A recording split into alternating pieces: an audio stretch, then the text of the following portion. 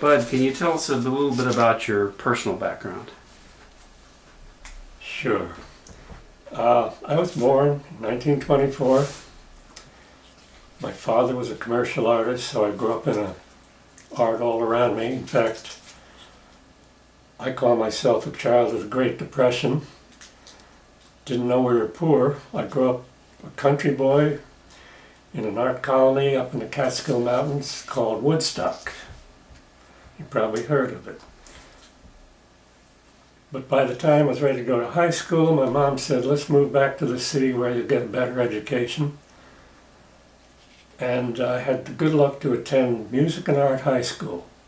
Very unusual in that you majored in art or you majored in music on top of a regular academic program. Wonderful school. I went to Pratt Institute to study industrial design. And in the summer of 1942, I shopped my portfolio around, got a job for the summer working for Raymond Loewy. Great opportunity. One of the things I worked on was the first double-decker cross-country bus. And we did the interior, it built a full-size mock-up, and I helped Jay Dowland, who had been previous intern, design some of the seating and some of the fixtures in the bus. Anyhow, I graduated from Pratt in 1943 and went to work immediately. I had a good friend in college, we became really close pals, named Reed V. Meister. And he and I were actually hired as the first two employees of a brand new industrial design company called Donor and Lippincott. It just happens that, and here's a picture of us in the studio. It's Reed in the foreground and I'm in the background in the model shop. Don Donor and Gordon Lippincott actually were two of our instructors in the Pratt Industrial Design program. So what kind of things were you working on this time, Bud? Well, look, one thing you got to remember, during the war, there was almost no manufacturing consumer goods at all. But we had clients and who were looking forward to what kind of products they'd be doing after the war was over. Probably one of the most future-looking projects we worked on, Allegheny Ludlam Steel. They asked us to do a concept for a post-war, what they called maideless kitchen. Yes, people still had maids, and they also had chefs. Their whole idea, let's start using steel for all the cabinetry instead of the traditional wood. So they're trying to push this whole idea. And this was a image that both Reed and myself worked on. I did all the airbrushing, he drew the pretty lady, and so they put it in their newsletter and their magazine, trying to state, also projecting, let's get into the steel cabinet business. So I did some fluorescent lighting design for General Electric. And fluorescent lighting didn't come around till 1939. It was brand new. And this particular one for General Electric, they're afraid to bring out a purely fluorescent light. So they made it a hybrid combination of fluorescent, and it was like that movement, new technology, but let's not give up the old technology. We saw a lot of it. I did some concepts, and so did Reed, for Bell helicopters, even during war. Anyhow, I split because my budding career, that's a pun, was suddenly interrupted by my draft board, who had other plans for me. Now Reed had polio as a child, had a bad leg, so he wasn't drafted and he stayed on. All right, so after the war, did you return to work in New York? Yes. I came back to the studio in August of '46. It was now called J. Gordon Lippincott. Don Donor had died earlier in a tragic accident, thus the name change. And Wiemeister was now the director of styling.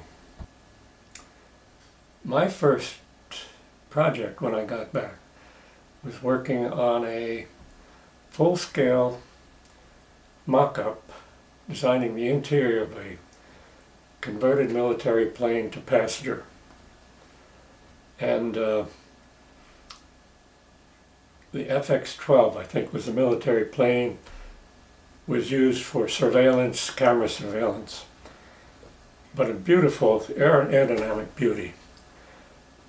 And here's some pictures of the interior in this full-size mock-up. It included the design of a full bar service with a bartender, even a booth for playing cards. And here's Hal Bergstrom, one of our designers, sitting there with what they called hostesses playing cards. I don't think much thought was given to seat belts at that time. Quite an experience. Well, how did Lippincott become involved with the design of the Tucker? Well, Gordon Lippincott told us that he got a call from Preston Tucker out of the blue requesting an appointment. And Tucker came in and said, "You guys be interested in designing a revolutionary rear-engine car?" Ooh. And Lippincott said, "Sure." But Tucker, in his usual manner, said, "I'd like to see some preliminary sketches. I want to get an idea how you guys work. Just some preliminaries." Well, we don't do speculative work, but in this case, Gordon made an exception, said, "Yeah." So he showed up in the design bay, got it all gathered around, showed us this page from, excuse me here a moment, should have gotten this already. Science Illustrated magazine, a torpedo on wheels. Well, he showed us this tear sheet, and there's a wild-looking car, cycle fenders, 3 headlights, hydraulic torque converters in each wheel. Wow. We all got excited. He said, "Well, we may get a chance to work on this." Did each of the designers draw up their own concepts? Right. We all, 5 of us, started busy drawing color sketches of torpedoes. I recall thinking at the time, in that tear sheet from Science Illustrated, there's a tiny halftone up in the corner of the back end of what looked like a prototype, and then had this big illustration rendering, and I said, why didn't they just use a photograph of the car instead of the rendering? Anyhow, Gordon finally bundled up all our sketches. He flew out to Chicago. Wiemeister, who was living now in Ohio, joined him. I think they met with Tucker in his hotel suite. Might have been the Drake. In any event, Tucker went through the sketches and he kind of got kind of excited. In fact, there was one illustration there that Reed had done. Luxury in transit, nothing more than a couple of armrests. And Tucker said, "Yeah, that's it. And within a week, Lippincott had a contract to send 5 of us out to Chicago. Bud, who were the members of your design team? Okay, number 1, Wiemeister. I told you that he's newly married. His bride wanted to finish college. So now he's on sabbatical in Ohio. So he's making sketches out in Ohio. Phil Egan worked for JGL, but I really didn't get to know him because he spent almost all his time in the Lippincott model shop, which was in a separate facility. So I didn't come into contact very much. Anyhow, he was, if not a junior designer, he was kind of a staff designer. And he got picked, and then Hal Bergstrom, who moved up to director of styling after Reed departed, and a guy named Tucker Matowick, no relation to Preston, just a coincidence. Matowick also was an alumni of Pratt Institute. He graduated a couple of years before I did, immediately picked up by Ford Company, and went to work under Bob Gregory, designing 39 Lincoln Zephyrs and the 39 custom Lincoln Continental for Edsel. So he really was the only guy on our whole team that had Detroit studio experience and a damn good designer. So, and the next one is Bud Steinhilber, who you've already met.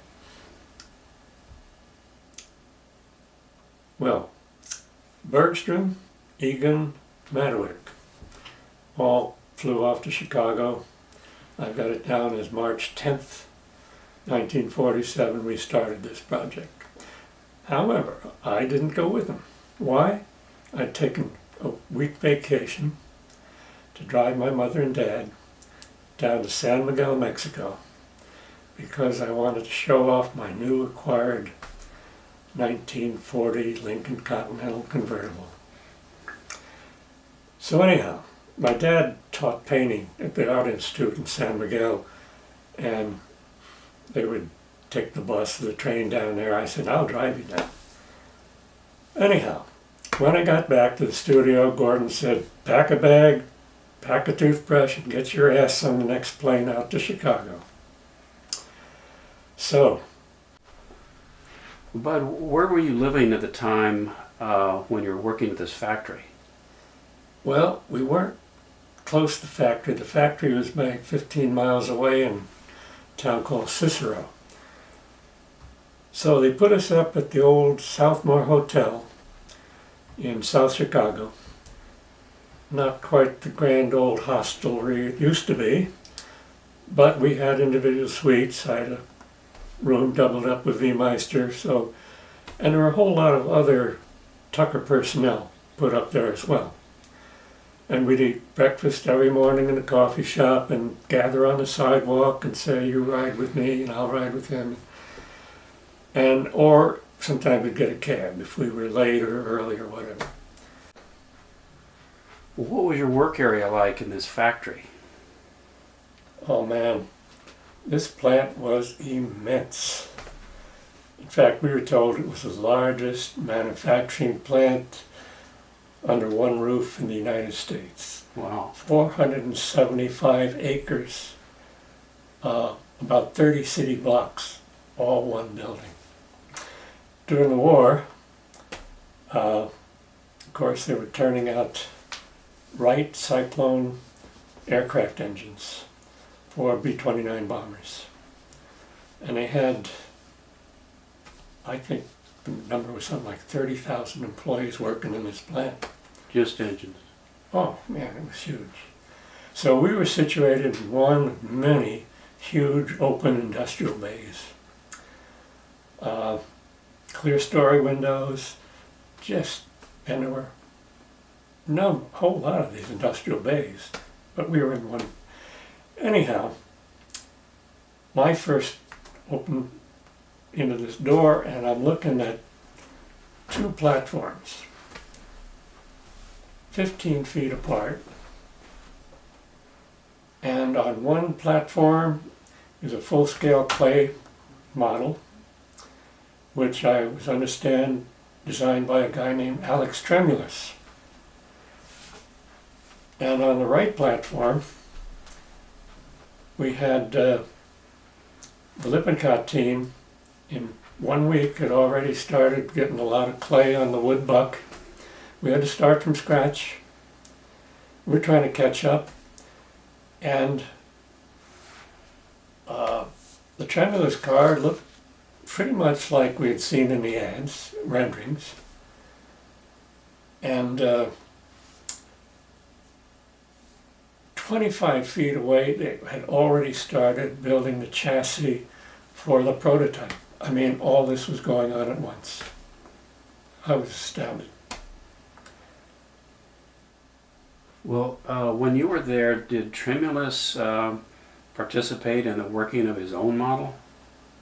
Actually, when I arrived, Tremulous wasn't there. I think he had seen the new team come in and disappeared. The new team being your team?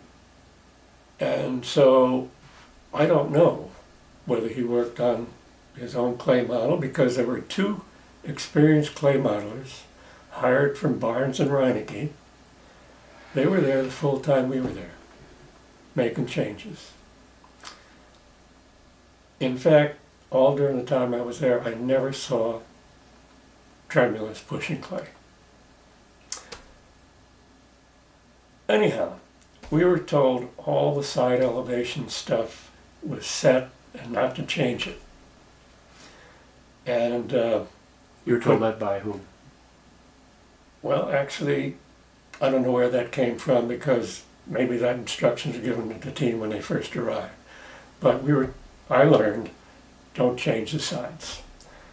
In other words, they said, don't change the tread, don't change the wheelbase, don't change the overall length, the roof height, etc.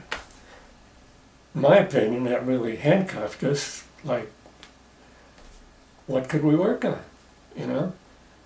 And we had absolutely no previous warning that we'd be thrown into open competition with this other clay model. And it was pretty damn awkward. And we're working with, at that time, engineering had still not decided where the radiators were going to go, in the front or in the back. Like, design a front end. Now, we were assuming they're going to go in front. And that was pretty much the assumption of the prototype. And they were going to run pipelines, you know, running through the chassis up to the, and that's the way the prototype was built. Mm-hmm. Anyway, it was kind of bedlam, you know. Well, now that you're right in the middle of all this design work, what did you know prior to getting into this whole thing? Absolutely nothing. Almost nothing. At least I didn't know anything about Preston Tucker, his previous history. Wasn't tuned into that. I didn't know anything about Alex Tremulous until he showed up. And I had no idea how he wound up as a stylist at Cameron and Dennison. And I certainly didn't know anything about George Lawson, the guy that started this whole project with his early design development of the Tucker torpedo. So we came in raw. We didn't know background of anybody we were working with. Is that because you're just so excited about doing this advanced vehicle? Well, we learned, you know, through rumor and who Tremulous had worked at Ford and worked at 8 different car companies. But we were, at least I was, not learning as we went. And different versions from different people. So we were there, you know, doing our best, working our asses off, overtime, just trying to get our job done. Well, Bud, can you show us some images of some of the work that you guys were working on? Sure, I've got some of them here. Look, first understand that there was a rule, no photography in the plant. Of course. I'm sure Preston Tucker was very sensitive about spies getting in and showing that he didn't have even a prototype finished yet. So on a Sunday, I was there by myself because Sunday was shut down. The other guys were off, and I said, I'm going to try to shoot some pictures in here. Well, Reed had a Rolleiflex camera. If you remember, you look down into the camera. So I slung that around my neck, put on a raincoat, left button on, so the lens was peeking out under my raincoat. And I went around, trying to shoot these things without being observed. But I tell you, it's a good thing I did, because the images I have showing our work progress, if I hadn't done that, there'd be almost no record at all of what we did at Plant and Cicero. None. Except for, at the end, we got permission to take 2 photographs of our final work. Before the work was destroyed. So, the first one is this, how can I show this? The back end, because we spent a lot of time on that back end. And one of the things we really liked was an idea Reed had of bringing the 6 exhaust pipes right through the rear bumper. It looked kind of cool. And but you see in this photograph that the right hand, we did them coming through the bumper. On the left side, you can see they're just coming through half of the bumper, because the 6 pipes were all part of a single manifold. If they came through, it'd be a bitch of a job to drop the whole thing, Mm-hmm. So they want to be able to just drop that whole thing as a unit. Anyhow, we had to give up with that. But this whole back end was, we kind of made a major change. In the Lawson model, came to a sweeping back. It looked like a rocket ship on the back end. And so did the Tremulous design in his renderings and on his clay. And we said, that's just a little bit over the top. So we took that roof line as it came back and clipped it, and then brought the whole fender line across the back end. And I'm going to stop here because I want to demonstrate this with a scale model which I brought along. Hey Jake, can you stop a moment? It's getting kind of hot in here. I'm going to take this sweatshirt off. Sure, no problem. That's better. One of the things about both the Tremulous rear end and the Lawson rear end, as it turns out, they both had kind of a rocket ship rear end. Let me show you on the Franklin Mint model. You see on that rear end, instead of bringing it back to a point, they even had what looked like a jet exhaust on there. But we clipped it, and we thought that the rear deck of the fender looked a lot better going all the way across without being interrupted. As a matter of fact, on the Lawson plaster model, he had a dorsal fin on top, and even some of that came through on the Tremulous model. So that was a major change we made on this back end, And then coming around to the side, here's another photograph.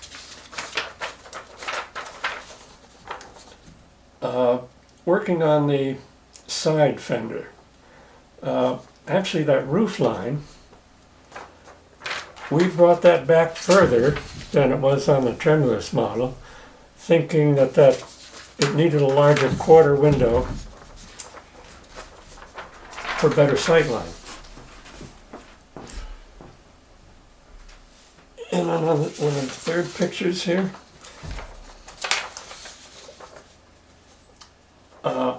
I spent a lot of time working on that rear fender air intake. And my whole feeling was that the rear fender air intakes should look like scoops, catching that slipstream coming down and scooping the air. But as you can see on the final prototype, they turned out, as far as I'm concerned, looking more like vents than scoops. Right. So there's another round we lost. And I said earlier, maybe the clay was pretty poor. Now Madawick, who had experience with studio clay, he designed a batch heater box with a light bulb in it, and it made it more workable. But came early May, that industrial base started heating up, clear story windows, no air conditioning. And I actually came back from lunch one day. I was working on that rear fender, and there a crack had started. The whole clay was starting to sag. Oh no. And I said, ooh, we're in trouble. So we called the plant fire department, and they rushed over with a siren ringing and brought out their CO2 fire extinguisher and sprayed it all down and cooled it off. We did that probably 3 or 4 more times when it got hot in the plant. Right. So, thanks for the fire department.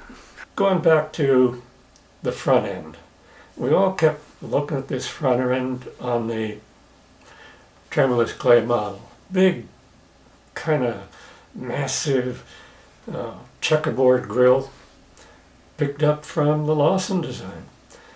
And the nerfing bar, instead of a, like a... And if this was going to be a family car, it just looked too aggressive, in our opinion. Mm-hmm. So, we still hadn't really resolved our own front end. It was just sitting there, and empty spaces where the radiators were going to go, but until those were set, we couldn't really finish the design to our taste. Anyhow, we revisited this little color sketch Reed had made back in the very beginning. It was stuck in the pin in the wall in our little tiny cubicle. We looked at that again and said, let's try that. And that's what we did. And here's a picture of the front end showing what turned out to be our final design, taken on a Sunday when Walter Margulies flew out to have his picture taken with. He got an authorization to do this. And Sunday afternoon, and B. Meister wasn't there, Madawick wasn't there, and Bergstrom was there. Anyhow, we part of this just so Walter Margulies could have his picture taken on holding the handle, which was going to fall off if he really grabbed it. He flew back the same day, so it was just an ego thing. He had no participation in the design at all. But how about the sides? We were still unhappy with the tremulous balloon fenders. So it seems like you guys were pretty much uncomfortable with the Yeah, front and back and working with tremulous Right. side. right. Anyhow, we as a group thought, God, those balloon fenders, it kind of harked back to like the 36 Cadillac where all the emphasis was on these big fenders, And that was a custom design. That was okay, but that deep draw, fairly deep draw, probably by the time it got to production would have been softened anyhow, Mm-hmm. And at that time, before they had some of the new steel alloys, steel was pretty hard to push, in a big die. So, anyhow, despite being told not to alter the side profiles, we just took it on ourselves. So we modified just the driver's side with what we thought was a better transition from the front fenders back to the door. And here's a picture of our final side elevation. In fact, Preston took a look at it, and I tell you, he was tempted. He said, yeah, God, I really like it, but it'll have to wait to the 1950 model. What he's really saying, we can't go change the prototype. Because they're already pounding metal. Yeah, they're already pounded out the side fenders, And he was right. There was really still tremendous pressure to get this, what we call the Tin Goose prototype, finished. He was the one pushing for that, get this thing finished. Okay, you just said Preston had wanted to get this car out. He was under a lot of pressure to get this car out quickly. Oh yeah, yeah. What else was driving that? Well, the media got hold of this story, and on radio, was Tucker a charlatan? Was this all a stock deal? And now every newspaper was covering, is this project for real? Is it fake? And of course, the Security Exchange Commission had some problems with Tucker because it looked like he was selling dealerships. He was actually taking deposits in escrow to get you a position in when you would get your dealership. In other words, to encourage guys to sign up. So it was like, put some money down in escrow. If we never get into production, you'll get it back. It's like Kickstarter. Yeah, it was like, get a position, encourage guys to come in. And he was pre-selling suitcases designed to go on the front because it fit around the well. And he was selling radios. It was like he was using that to bring in some income to help this project. So, okay, they announced the Security Exchange Commission was go in there and investigate. And Tucker was told they're coming in on a Tuesday, well, on Monday. In fact, I think it was Monday night. They said, okay, I want you to make a blow-up of the big 589 engine, which is what was supposed to go in there, and mount it, and we're going to put it in the rear engine compartment. It looked a little tacky. We cut it out, so it was a nice silhouette, and it looked a little tacky in there, but probably better than just having a big empty hole. So, the next day when they showed up in the afternoon, the whole morning was a wild scene. Everything, trying to get this car prototype sitting on wheels, and they hadn't put in the rear suspension yet. So they're bolting that into place. And they used instead of using springs, they were using what they call torsion elastic, like rubber, just enough elasticity to it to act as a damper as well as a spring. Mm-hmm. And we're all standing around watching this process, getting this thing ready. It was like a three-ring circus. So they took the blocks away, and we just watched this whole back end just slowly go down. With the real motor in it. Whomp, it hit the floor. Some guy brought along, had an extra set made. They got those things on there just in time. So when the SE guys came in, it looked like sort of a finished car, except it didn't have a rear engine. But every Monday morning, Hal Bergstrom had orders, call New York, ask if the check had arrived, because the contract called for payment weekly in advance.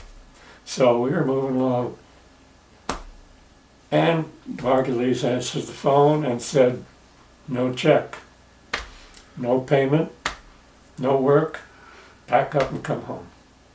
That was suddenly the end of our tenure in Cicero. Came like that. Wow. So our work at Cicero is over. So you guys as a design team were out of there, but obviously Preston and company continued making the prototype, and eventually made multiple prototypes. And so when you saw that prototype, how did you feel that compared some years later, before we saw the pictures that came out as publicity releases. But how did that compare to what you guys had actually designed? Well, look, it's really hard to make a comparison, simple comparison. Seeing the clay transformed, translated into painted sheet metal is a whole lot different. Light reflects differently. Right. Shiny surfaces reflect ambient light a whole lot different than matte finish clay. So it's a little tough. actually how your car will look under all kinds of reflected ambient light. That's what the refinement of car design is all about. Oh, right. Doesn't matter what the form was in the clay, how does it look out there in sheet metal in an A-type finish, you know? Mm-hmm. But in general, for the most part, the Goose looked fairly similar to our clay. It certainly had our front end and back end. Some of the areas, I say, lost the refinement that we were striving for. But translation from clay to sheet metal, that's going to happen. Especially all this stuff's handmade, man, Right. on that Tin Goose. But I do have some pictures here, images of the day they first took it outside the plant and took its baby pictures. Here's the first one, looking at the front 3/4. And what doesn't show on this publicity picture is a wooden chuck that was holding up the left-hand side. You can see it under the car. They retouched it out because it was still sagging on one side. So, Just but one side. it looks, it looked pretty similar to our clay. And then the rear end, same thing. We had on our clay, we had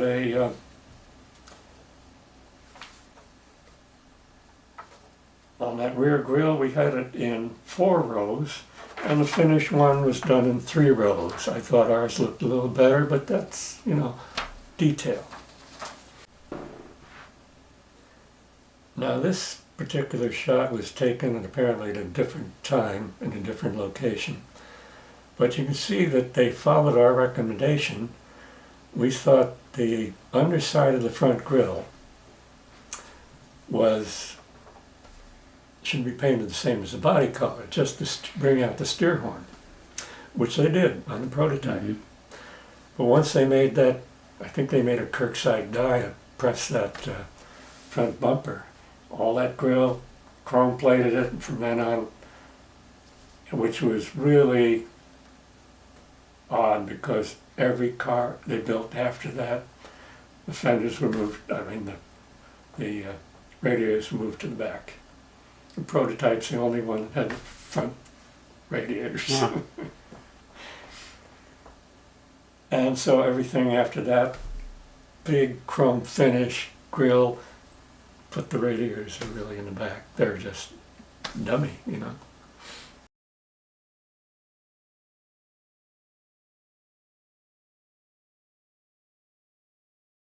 So really kind of nice.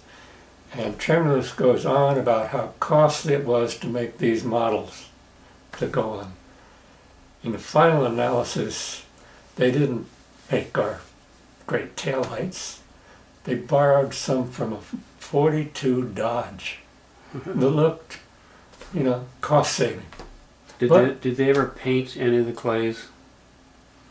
According to Egan, who was there after we were gone, because he went back to work with Tremulous, because he was let go as soon as we went back to, studio was slow. They let him go. He called Tremulous and said, could I come back and work with you? And he got invited back. So one of our guys, as I say, went over to the dark side. Yeah. But now that's kind of one of his signature things, that big grill. But still, the steer horn's still plenty prominent. As far as we know, no photographs were ever taken of Tremulous's clay model. If they are, nobody's ever found them. Not even in his archive. Everything we have are airbrush drawings of what Tremulous considered to be the back end. A little too much rocket ship. So, in final analysis, we did the front end and the back end. Right. It seems like, looking back, it seems like nobody had enough time to really do this. Yeah. Nobody. anybody in the plant. We're all working overtime. Pressure. Look, I think overall, the major problem, there was not enough time to do this whole enterprise. Preston Tucker was attempting to do in 1 year what we'll say before the war, every company in Detroit took 4 to 5 years from sketch to showroom. He's trying to do it in 1 year. And the pressure, look, here's an example of Tucker at that time, really, trying to present this car to the public and it's not really ready. And he's basing the whole thing on showing a prototype that wasn't even, the engine was all new. Hal Bergstrom tells us, I got summoned to a meeting early Monday morning, really early. Everybody, heads of all departments. Preston's there in his full dramatic mode. Says, I want 6 cars in 6 weeks, and the first one by Saturday night, on wheels, painted, trimmed, and let's get it done. He slammed his fist on it and walked out of the room. That's the kind of mood that prevailed. And he said everybody in the room looked at each other, shook their heads and went back to doing whatever they're doing. It was that kind of insanity, like build 6 new prototypes in 6 weeks. Did that happen? No, of course not. Then the whole empire started to collapse, and they took Tucker and I think 6 or maybe 7 of the executives, put them on trial for stock fraud. And the papers, newspapers and media are going crazy with this story. Anyhow, it was getting to be totally unreal. And when the SEC came in, they demanded all of Tucker's records. They couldn't operate. They literally took all of their operating stuff, packed it all up. And so he was put out of business, really. They couldn't even continue to work. However, a bunch of volunteers came in and started building 50 more cars, mostly by hand. There's 51 of them today, one of them the prototype. Because that was the way the lease read. Under the terms of the lease, in the first year, they had to produce a minimum of 50 cars. That's why they're 50 today. Or what's left of 50. I think they're only 46 or 7. Were those intended to be sold? No, that was trying to meet the lease. Just the lease. They thought if they got 50 made, they could keep the lease. But in the meantime, other things were going on. All right, then looking back, how do you feel about the whole Cicero experience? Well, we're certainly not prepared to have it end so abruptly. We were just out of there. Right. In fact, the whole experience, throwing our team, into this, what I call circus environment, from the very outset, under such extreme pressure, constantly changing parameters, interruptions, delayed decisions, all of that while we're trying to design a car. My summation, this was a hell of a way to design a car. And yet we got it done in 53 days. And there's absolutely no question. Our design of the front end, our design of the back end, had a major influence on the car's final appearance. Well, so you've got the front end and the back end, but really wasn't the final product sort of a hybrid of 3 design teams? Of course. Tremulous claims total design of the car. But in fact, there were 3 designers, or in our case, a design team, starting with Lawson, who set the whole tone for a rear engine car. And then Tremulous built on his ideas, encouraged by Tucker to stay with things. They abandoned the cycle fenders and all that. And we were brought in, not quite sure why, and did the finished design, the front end, the back end, and Tremulous's side. Mm-hmm. So it was a cumulative, and it's the way most designs work. Bud, what was your impression of Preston Tucker? Well, I really should just confine it to my personal exposure to Preston Tucker. Right. Direct exposure was his frequent visits, at least once a week, inspect our team's progress. Usually accompanied by some of his officers, new prospective dealers, or investors. He always had a group with him. And my impression that he actually relished these occasions. It looked to me he's trying to impress his guests with his on-site design involvement.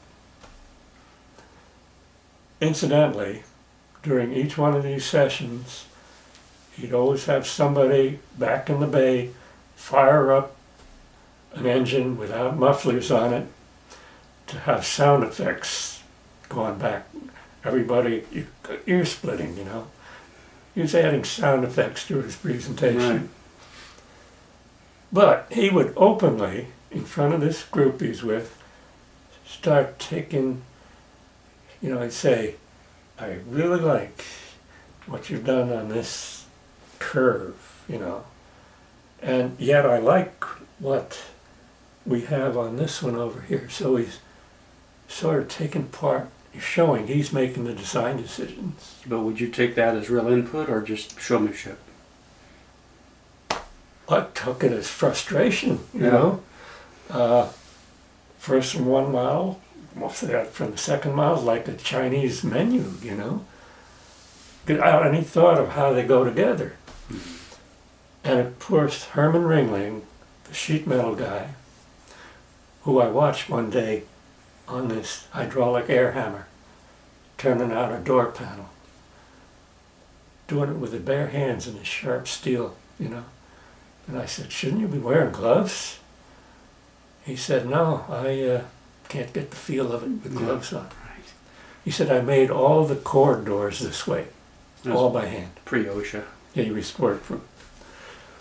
Anyhow, he was a genius with sheet metal. And as Tucker was saying, I got this guy, can do anything with sheet metal. Forget the clay, we'll just start building it. Secondly, not only he'd go back and modify the sheet metal on the Tin Goose, the two Barnes and Reinecke clay modelers, suddenly our design started appearing on the Tremulous clay.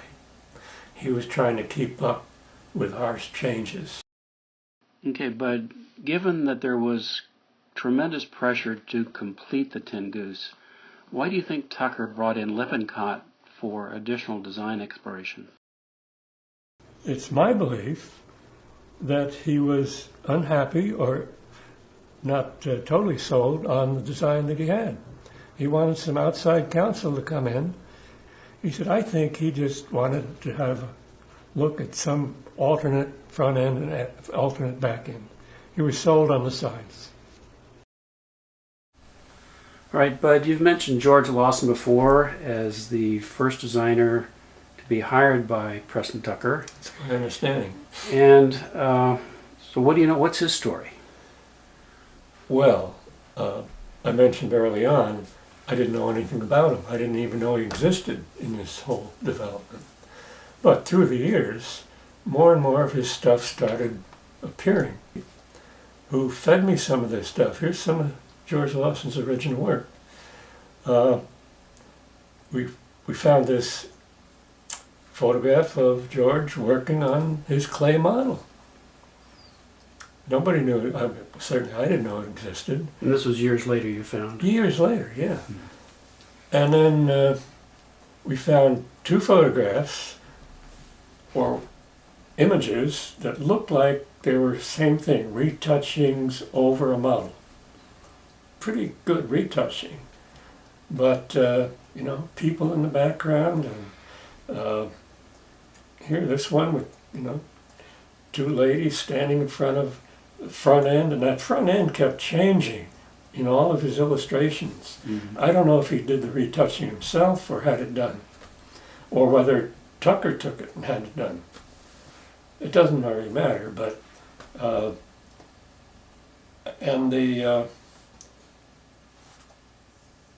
here's one shot of the side view of Lawson's impression of his car. It looks pretty good. It had the turning fenders, I believe, but we get a much better sense now of some of the stuff that he had in mind. Much better renderings than we'd seen in that Science Illustrated Mm-hmm. publicity release. So anyway, and then you can see that these retouchings, again, I don't know whether that was customary to do that at that time, retouch models. He made a plaster model from that clay. Where is it? Okay, we eventually found out. Well, eventually the long-lost torpedo plaster model was found, again by my friend journalist Hampton Waite, who spent another 3 or 4 years tracking it down. Finally found Lawson's elderly widow. She wasn't sure, she remembered it being made, and she thinks that her nephew had it. He tracked down the nephew, and nephew said, I knew someday somebody'd come looking for this thing, and I put it away in a box and kept it. Good. So Hampton buys the model, and then he realizes this thing is so fragile. It's been sitting there for 60-some years. He said the plaster is so dried out, you can see crack lines starting. And he said, I've suddenly felt I can't take care of this properly. So he turns around and donates it to the Peterson Museum, Automotive Museum in LA. Mm-hmm. They took it on, they put it in a special controlled atmosphere. Mm-hmm. It's on display there now.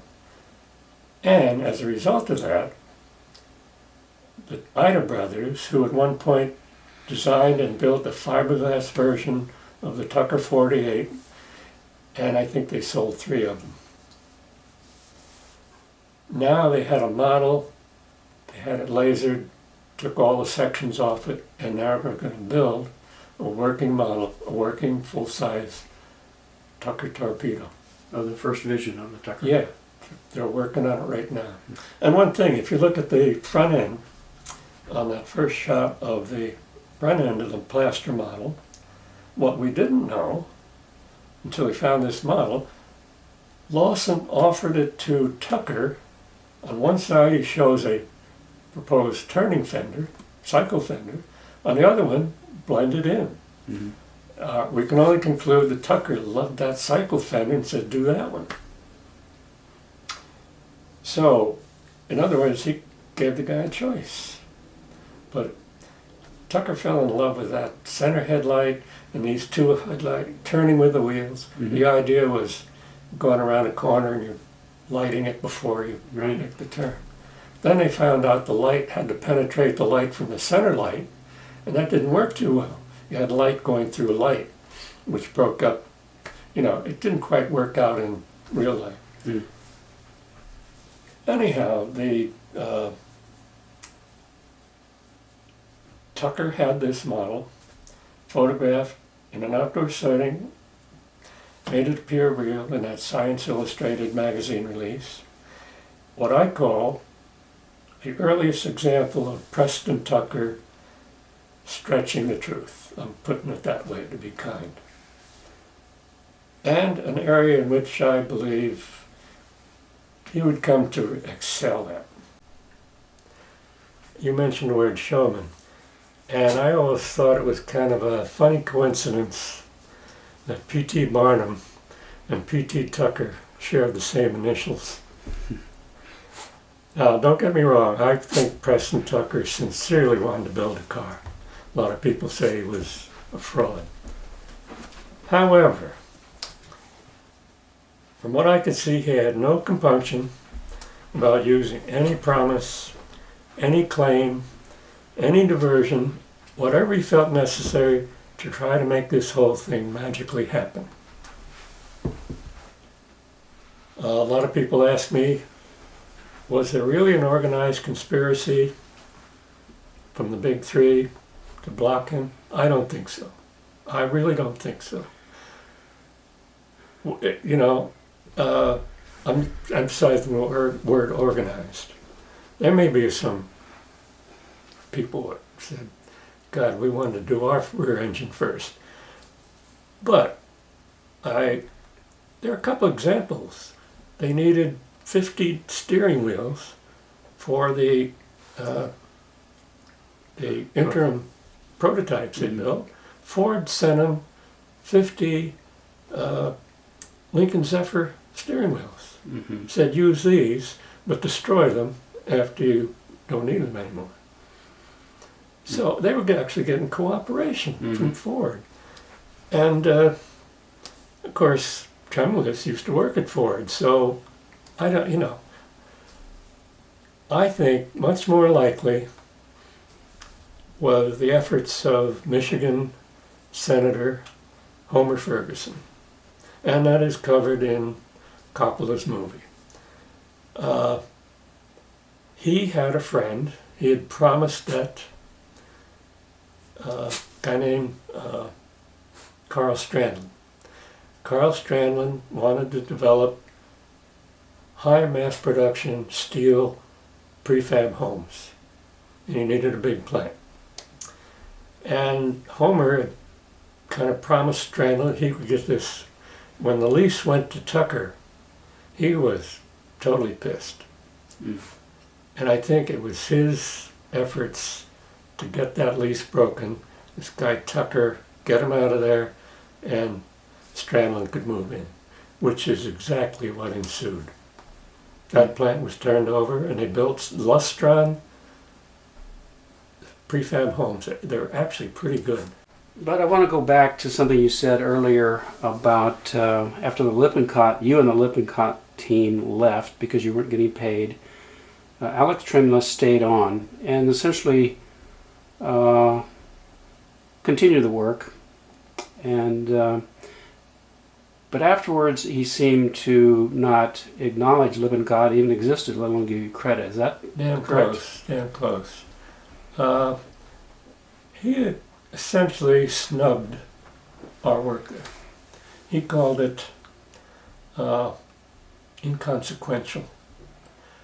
In fact, he went at great lengths to say the only thing they designed were the real tail lights, which we did design but never went on the car. Yeah, the Dodge tail lights. And in all of his public comments, bios, autobiography, the New York team efforts hadn't influenced the car at all. And he continued to claim that. Several times he staged photographs like this one. This is a staged photograph.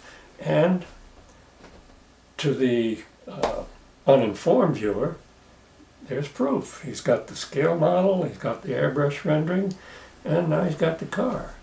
What people don't know is that small wooden model was made after the plant closed or before the plant shut down. Mm-hmm. In other words, he's recreating this thing with our front end on it, claiming in this caption that here he is as a designer. So the claim that the total design of the Tucker was his alone is obviously just bullshit. So the steer horn bumper appearing on this stage photograph, to me, sums up, I think the photo speaks for itself, regarding Alex's total dismissal of our important design contributions. That's the best way I can put it. Looking back now, 68, 67, 68 years later, after we left Cicero, I just want to say, forgetting for the moment all of the public fascination with this car, all of the shifting parameters we were working with while we were there, all of the media frenzy, just put that aside for a moment, all that drama surrounding the Tucker legend. After all these years, in retrospect, all of the accumulated facts I've learned since leads me to believe the Tucker 48 adventure was destined to fail from the beginning. That's what I really believe. In my opinion, sweet and short, a case of over-ambition meeting reality. That's what it was. Versus conspiracy. Tried to do too much in too short a time without full understanding of what it takes to build a production car. Over-ambition meets reality. To me, that's the Tucker story. The legend that built up around it, all kind of immaterial.